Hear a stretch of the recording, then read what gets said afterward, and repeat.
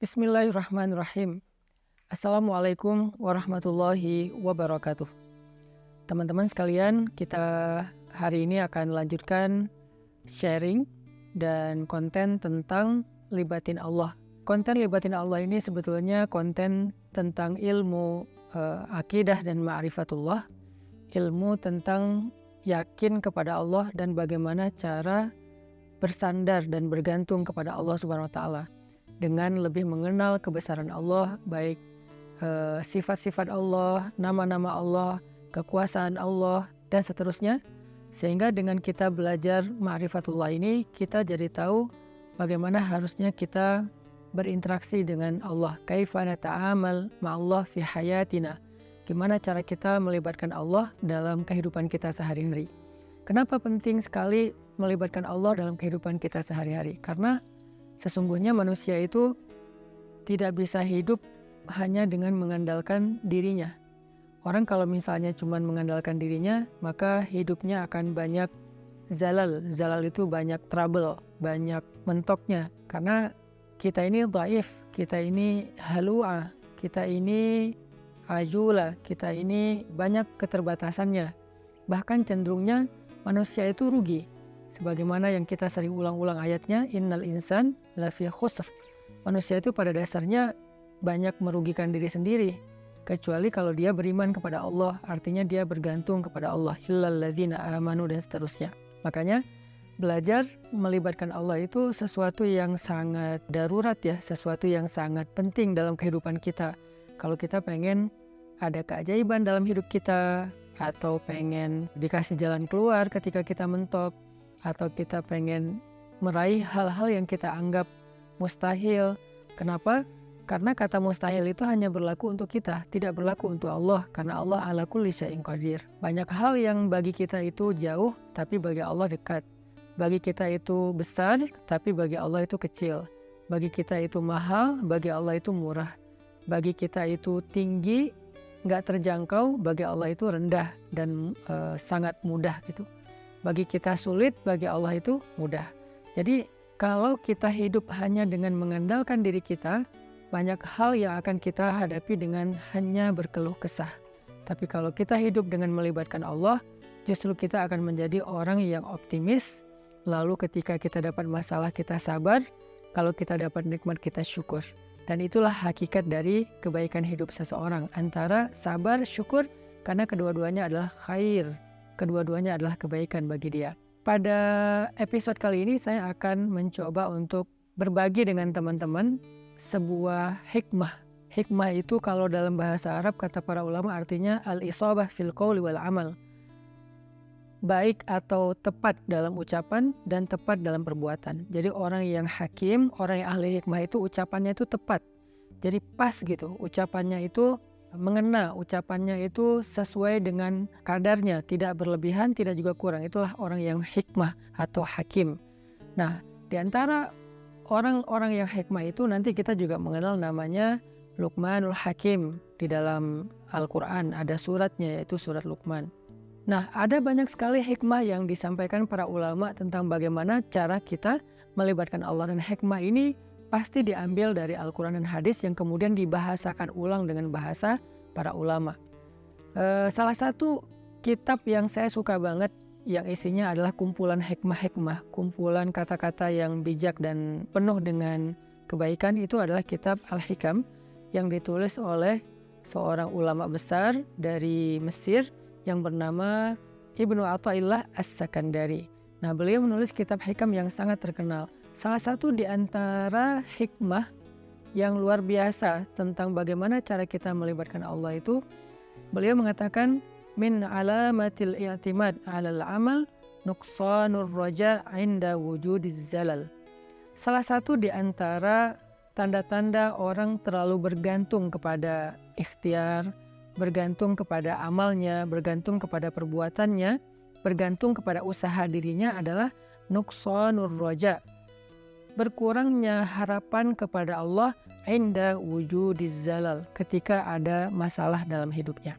Maksudnya apa? Seringkali kita gini, kita tuh jadi kayak berani berharap yang baik-baik kepada Allah kalau apa yang kita harapkan itu masih logis. Jadi kita kayak tahu gitu gimana cara mengikhtiarkan hal itu. Kita tahu bagaimana cara mendapatkan hal itu, sehingga kita masih berharap pada Allah, ya Allah mudahkanlah saya. Misalnya kayak kita pede bisa dapat kerjaan, atau misalnya kita udah ngerasa bahwa insya Allah saya layak mendapatkan pekerjaan itu, sehingga kita mendaftar di sebuah perusahaan. Kita masih berharap pada Allah supaya Allah mudahkan urusan kita.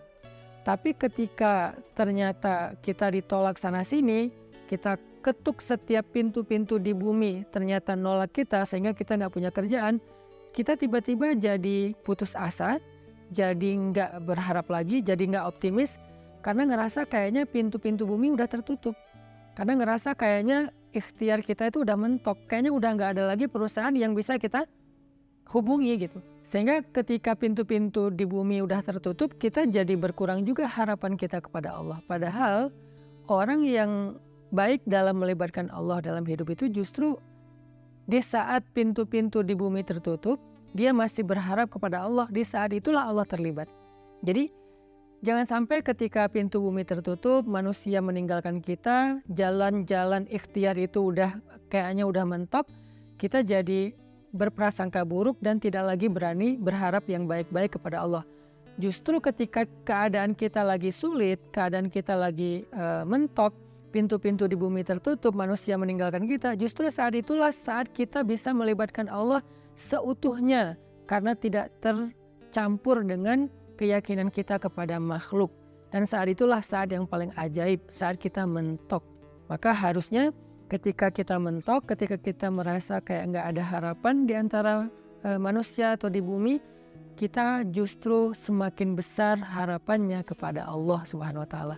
Dan itulah cara paling ajaib melibatkan Allah dalam urusan kita. Kayak masalah jodoh misalnya. Ada orang yang dia udah siap menikah, udah punya pekerjaan tetap, punya penghasilan yang baik, kemudian secara penampilan dia juga good looking, orangnya juga baik gitu. Terus dia suka sama seorang cewek. Datanglah dia untuk melamar cewek tersebut. Dan sepertinya cewek itu juga kayaknya perhatian sama dia, sehingga dia nggak tahu GR apa enggak, dia kayak berharap kayaknya nih udah waktunya nih saya serius dan melamar dia. Sebelum dia berangkat ke rumah calon istrinya, dia berdoa kepada Allah, ya Allah mudahkan urusan saya, ya Allah semoga saya bisa menjadi suami yang baik bagi dia, semoga lamaran saya diterima, bla bla bla. Dia berdoa kepada Allah, dia berharap pada Allah karena dia percaya bahwa ada jalan untuk mendapatkan yang dia inginkan. Lalu ketika yang terjadi justru sebaliknya, dia ditolak walaupun dengan cara baik-baik, atau bahkan mungkin dengan cara yang agak sedikit kasar. Perempuan itu menolak dia, atau calon mertuanya yang menolak, ayah dari perempuan itu yang menolak, atau mungkin ada banyak masalah lain yang terjadi sehingga nggak bisalah dia melamar perempuan itu. Apakah dia masih berharap kepada Allah? Kalau dia sudah tidak lagi berharap pada Allah, berarti selama ini dia sebetulnya lebih bergantung kepada ikhtiarnya, kepada usahanya daripada kepada Allah. Makanya tidak terjadi keajaiban. Bukan begitu cara melibatkan Allah. Justru ketika lamarannya ditolak, saat itulah dia bisa mengandalkan Allah seutuhnya. Karena tidak bisa lagi mengandalkan good looking, gak bisa lagi mengandalkan mapan, gak bisa lagi mengandalkan ikhtiar-ikhtiar manusiawi. Saat itulah dia seutuhnya bisa mengandalkan Allah, dan itulah cara melibatkan Allah untuk mendapatkan keajaiban dalam hidup. Sehingga jangan berputus asa dan jangan nyerah. Kalau nggak bisa mengetuk pintu hati manusia, maka ketuklah pintu rahmat Allah Subhanahu wa Ta'ala. Dan Allah lah yang membolak-balikan hati. Kalaupun nggak perempuan itu, Allah akan gantikan dengan perempuan lain yang lebih baik daripada dia untuk kita. Artinya nggak boleh berhenti berharap kepada Allah. Justru berharap kepada Allah di saat kita sedang sulit, itulah cara paling ajaib mendatangkan keajaiban Allah Subhanahu wa Ta'ala. Ada nasihat dari kisah Nabi Yusuf alaihissalam di dalam surat Yusuf, ketika Nabi Yakub meminta kepada anak-anaknya mencari Nabi Yusuf dan mencari adik mereka yaitu Bunyamin. Nabi Yakub bersabda, "Ya bani yadhhabu fatahassasu min Yusuf wa akhihi فتحسسوا من يوسف وأخيه ولا تيأسوا من روح الله إنه لا ييأس من روح الله إلا القوم الكافرون. Wahai anak-anakku, kata Nabi Yakub, pergilah dan carilah kabar tentang Yusuf dan saudaranya itu Bunyamin, dan janganlah kalian berputus asa dari rahmat Allah, dari pertolongan Allah, dari campur tangan Allah, dari keajaiban di sisi Allah. Sesungguhnya tidak ada yang berputus asa dari rahmat Allah kecuali orang-orang yang mengingkari kebesaran Allah, orang-orang yang tidak beriman. Jadi ciri di antara orang yang beriman itu tidak berputus asa. Dan kalimat putus asa ini tidak akan muncul kalau tidak ada zalal, tidak ada masalah, kalau nggak mentok. Nggak mungkin dong kita berputus asa sementara jalan masih terbuka lebar, segalanya masih normal, semuanya masih sesuai prediksi kita. Itu nggak ada alasan kita berputus asa. Justru alasan berputus asa itu ketika kita punya masalah, mentok, trouble, error, bla bla bla. Justru saat itulah kita rentan dengan putus asa. Nah, orang yang beriman di saat itu justru mereka bertambah yakin kepada Allah. Tidak menjadi orang yang yai'as, menjadi orang yang berputus asa atau yusi'udzon billah, mereka berburuk sangka kepada Allah. Wa tadhunnuna billahi dzunun, kalian berprasangka kepada Allah dengan prasangka yang tidak pantas. Kenapa? Karena orang beriman tidak pernah berhenti berharap kepada Allah yang baik-baik. Bahkan ketika ada masalah paling berat dalam hidupnya, saat itulah dia semakin berharap kepada Allah dan semakin bergantung kepada Allah. Dan saat itulah keajaiban Allah terjadi. Coba renungkan firman Allah di dalam surat An-Naml ayat 62. Bismillahirrahmanirrahim. Amman yujibul muttarra idza da'ah. أَمَّن يُجِيبُ الْمُضْطَرَّ إِذَا دَعَاهُ وَيَكْشِفُ السُّوءَ وَيَجْعَلُكُمْ خُلَفَاءَ الْأَرْضِ أَإِلَٰهٌ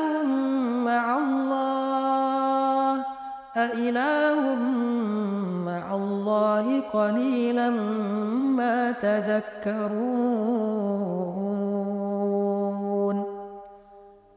Siapakah yang akan memperkenankan doa orang-orang yang sedang kesulitan jika dia berdoa kepada Allah dan kemudian menghilangkan keburukan dari mereka dan menjadikan kalian sebagai pemimpin-pemimpin di muka bumi? Apakah ada ilah yang patut disembah bersama dengan Allah? Qalilan ma tazakkarun, sedikit sekali apa yang kalian mengerti. Siapakah yang akan menjawab doa orang yang ketika muttar? Apa itu muttar?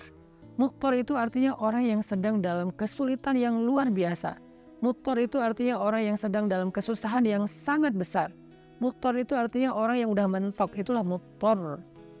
Maka amma yujibul muttar, siapa yang akan bisa menjawab panggilan orang yang sedang muttar, yang memanggil ya Allah, ya Allah, ya Nasir, ya Azim, ya Aziz, ya Rabbal Alamin, ya Rabbi.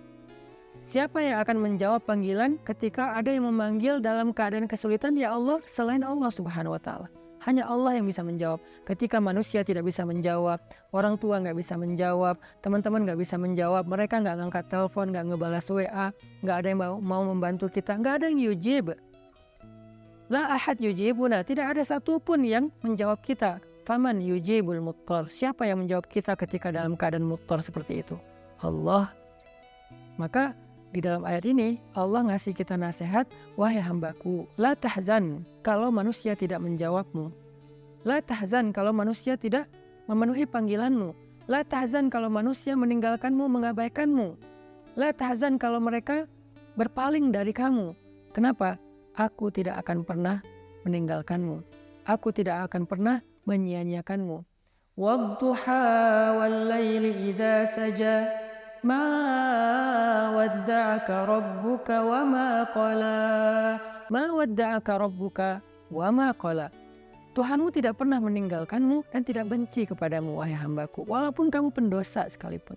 Ada 3 kondisi di mana seseorang itu doanya tidak ada hijab dengan Allah. Salah satu di antara 3 kondisi itu adalah ketika orang ini terzolimi. Orang yang terzolimi, walaupun dia pendosa, walaupun dia ahli maksiat, walaupun dia orang yang selama ini jauh dari Allah, tapi ketika dia dalam keadaan terzolimi, dalam keadaan susah, dalam keadaan dianiaya, dia berdoa, doanya nggak ada hijab dengan Allah loh. Walaupun dia selama ini nggak pernah sholat, walaupun selama ini dia nggak puasa, walaupun selama ini dia nggak berhijab, walaupun selama ini dia nggak pernah buka Al-Quran, walaupun selama ini dia nggak pernah mengingat Allah, tapi dalam kondisi ketika dia muttar, terzolimi, susah, maka tidak ada hijab antara dia dengan Allah ketika dia berdoa. Kenapa? Itulah istimewanya keadaan ketika orang terzolimi atau muttar. Allah nggak ngelihat dia puasa atau enggak, Allah nggak ngelihat dia sholat apa enggak. Yang Allah lihat dia memanggil Allah atau enggak. Makanya hati-hati kata Nabi dengan doa orang yang terzolimi. Walaupun orang yang terzolimi ini ahli maksiat, kalau dia terzolimi lalu dia berdoa kepada Allah, doanya nggak ada hijab. Sehingga Allah berfirman, amma yujibul muttar, siapa yang menjawab orang-orang yang sedang susah ketika dia memanggil Allah, idza da'ah wa yakshifus su', lalu Allah menghilangkan kesusahan darinya. Bahkan Allah menjadikannya sebagai pemimpin, artinya Allah berikan kepada dia kemuliaan, kekuasaan, dan segala kebaikan-kebaikan dalam hidup. Siapa? Allah. Masih ingat nggak dengan kisah seorang laki-laki solih yang melakukan perjalanan, lalu di tengah jalan dia dirampok. Karena di zaman dulu itu kan banyak perampok atau begal di tengah jalan. Ketika dia dirampok, dia bilang kepada perampok itu, wahai rajul, wahai laki-laki, ambillah apa yang kalian inginkan, biarkan aku kembali kepada keluargaku, kepada anak dan istriku, mereka menungguku. Kata perampok ini, adapun harta-harta ini sudah pasti bisa kami ambil, tetapi berikutnya yang kami inginkan adalah membunuhmu. Kamu tidak akan bisa melanjutkan perjalanan. Maka laki-laki ini pas tahu bahwa dia nggak punya harapan untuk meloloskan diri, dia udah dipegang sama mereka, tinggal dipenggal, dia bilang, kalau begitu beri saya waktu sebentar saja untuk sholat 2 rakaat, setelah itu lakukan apa yang kalian inginkan.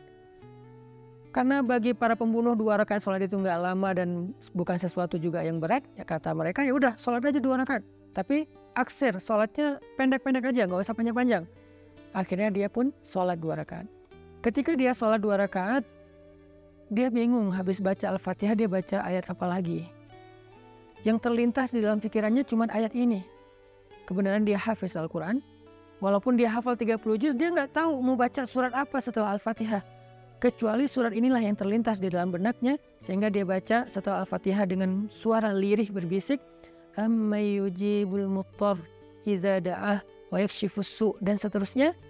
Kemudian setelah dia membaca ayat ini, dia ruku, dia sujud.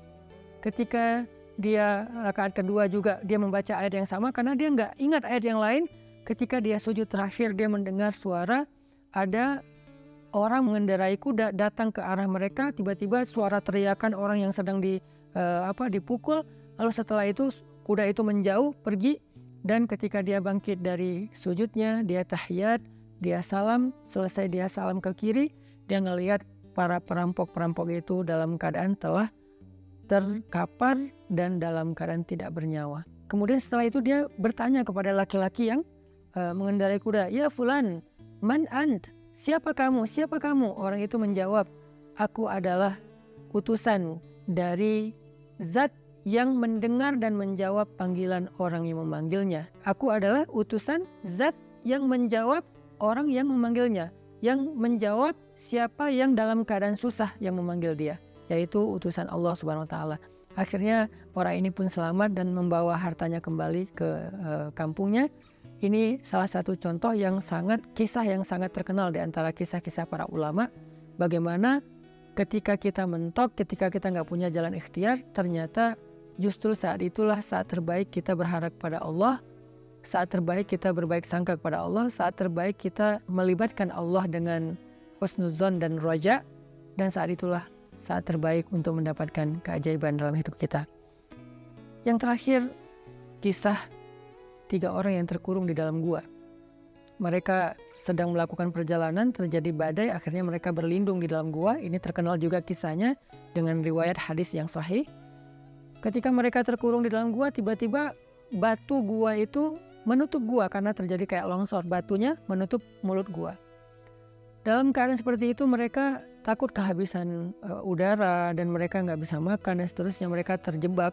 Tiba-tiba masing-masing berdoa dengan tawasul kepada amal-amalnya di masa lalu. Ada yang bertawasul dengan birrul walidain, ada yang bertawasul dengan sifat amanah dan adil, ada yang bertawasul dengan sifat takwa meninggalkan dosa.